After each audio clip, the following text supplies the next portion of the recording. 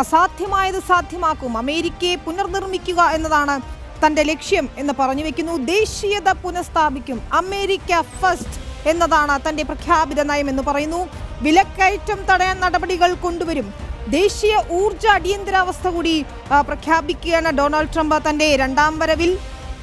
അങ്ങനെ നിർണായകമായ പ്രഖ്യാപനങ്ങളാണ് ഉണ്ടാകുന്നത്. പക്ഷേ ഏറ്റവും ആശങ്കയുണ്ടാക്കുന്ന പ്രഖ്യാപനം നിയമവിരുദ്ധ കുടിയേറ്റക്കാരെ തിരിച്ചയക്കുമെന്നതാണ്. നോക്കൂ അഖിലശ്രീ, മാർപ്പാപ്പ വരെ വിമർശനം ഉയർത്തിയിട്ടുണ്ട്. ഇത്തരത്തിൽ നിയമവിരുദ്ധ കുടിയേറ്റക്കാരെ തിരിച്ചയക്കുമെന്ന് പറയുമ്പോൾ അത് ഏത് രീതിയിലായിരിക്കും ബാധിക്കാൻ പോവുക എന്ന ആശങ്കയുണ്ട്. ഒപ്പം തെക്കൻ അതിർത്തിയിൽ ഇപ്പോൾ തന്നെ ദേശീയ അടിയന്തരാവസ്ഥ പ്രഖ്യാപിക്കുകയും ചെയ്തിട്ടുണ്ട്.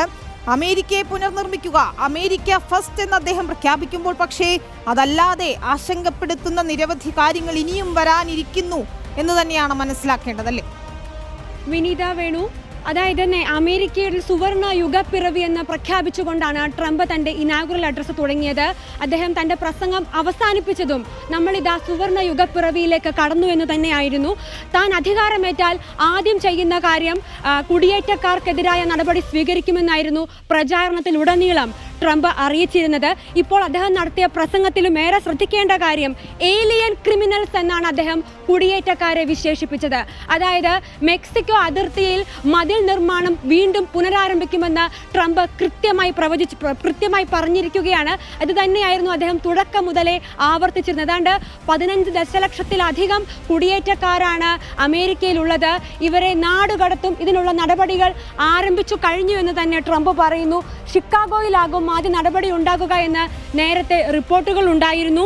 അമേരിക്കൻ ബോർഡർ സംരക്ഷിക്കും. തനിക്ക് മുൻപുണ്ടായിരുന്ന ജോ ബൈഡൻ ഭരണകൂടം അതിർത്തി സംരക്ഷിച്ചില്ല, ഇനി താൻ അതിർത്തി സംരക്ഷിക്കും.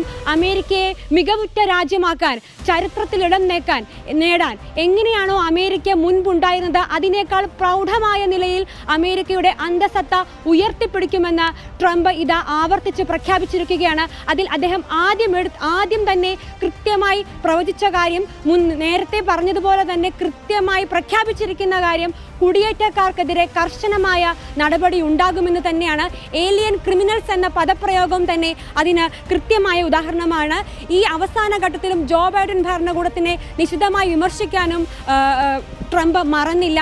ബൈഡൻ ഭരണകൂടത്തിൽ മറ്റു രാജ്യങ്ങളുടെ സംരക്ഷണത്തിന് വേണ്ടി ഫോറിൻ ഫണ്ടിംഗ് നടത്തിയെന്ന് ട്രംപ് വിമർശിക്കുകയാണ്. അതായത് യുക്രൈൻ ഉൾപ്പെടെ ധനസഹായം നൽകുന്നതിനെതിരെയാണ്. അതായത് അഖിലശ്രീ, ബൈഡൻ സർക്കാരിന്റെ എല്ലാ അതിർത്തി നയങ്ങൾക്കും കടിഞ്ഞാണിടുക എന്നത് തന്നെയാണ് ട്രംപ് ഉദ്ദേശിക്കുന്നത്. രേഖകളില്ലാത്ത കുടിയേറ്റക്കാരെ നാടുകടത്തും എന്നത് പറയുന്നതിനൊപ്പം റിമെയിൻ ഇൻ മെക്സിക്കോ എന്ന് ഉറക്കെ പറയുകയാണ്. തന്റെ പ്രചാരണത്തിലുടനീളം ട്രംപ് പറഞ്ഞിരുന്ന കാര്യങ്ങൾ തന്നെയാണ്. പക്ഷേ ഏറ്റവും വലിയ വെല്ലുവിളി എന്ന് പറയുന്നത് സാമ്പത്തിക പ്രതിസന്ധിയെ മറികടക്കുക എന്നതാണ്.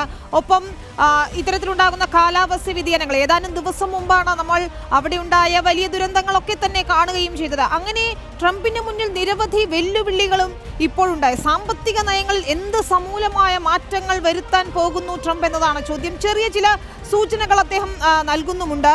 പക്ഷേ ഇനി എന്താണ് വരാനിരിക്കുന്നത് ട്രംപിനെ കാത്തുള്ള വെല്ലുവിളികൾ എന്നതാണ്.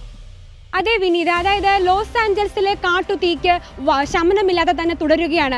ഇന്ന് അദ്ദേഹത്തിൻ്റെ സത്യപ്രതിജ്ഞാ ചടങ്ങിൽ എത്തിയിരിക്കുന്ന ശതകോടീശ്വരന്മാരിൽ പലർക്കും ഇന്ന് വീടില്ല എന്ന് ട്രംപ് പറയുന്നത് നാം കേട്ടു.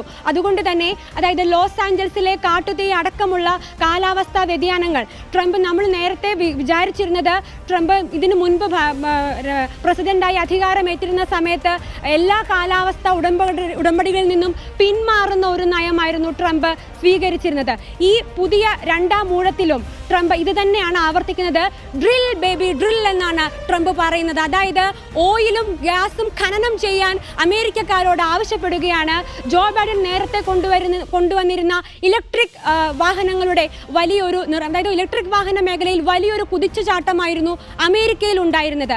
ഇപ്പോൾ ഇതാ ട്രംപ് പറയുന്നു തൻ്റെ രാജ്യത്തെ പ്രധാന അതായത് സമ്പദ് വ്യവസ്ഥയിൽ പ്രധാന മുന്നണി പോരാളികളായിട്ടുള്ളത് ഓട്ടോമൊബൈൽ ഇൻഡസ്ട്രിയാണ്. അതുകൊണ്ട് തന്നെ ഓട്ടോമൊബൈൽ ഇൻഡസ്ട്രിയുടെ വലിയൊരു കുതിച്ചുചാട്ടം ഇത് താൻ കൊണ്ടുവരുമെന്ന് ട്രംപ് ഉറപ്പിച്ചു പറയുകയാണ്.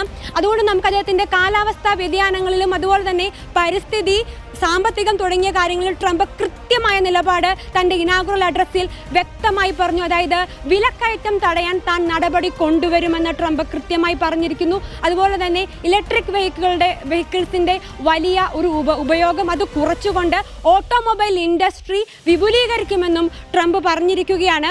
പരമാധികാരം സംരക്ഷിക്കുമെന്നൊരു മറ്റൊരു കാര്യം കൂടെ ട്രംപ് പറഞ്ഞിരിക്കുകയാണ്. അതായത് അമേരിക്കയുടെ ആയുധ സംഭരണ ശേഷിയൊക്കെ വികസിപ്പിച്ച് ലോകത്തെ മുൻനിര രാജ്യം, 1-ാം നമ്പർ രാജ്യമായി തന്നെ അമേരിക്കയെ മാറ്റുമെന്നും ട്രംപ് പറഞ്ഞിരിക്കുകയാണ്.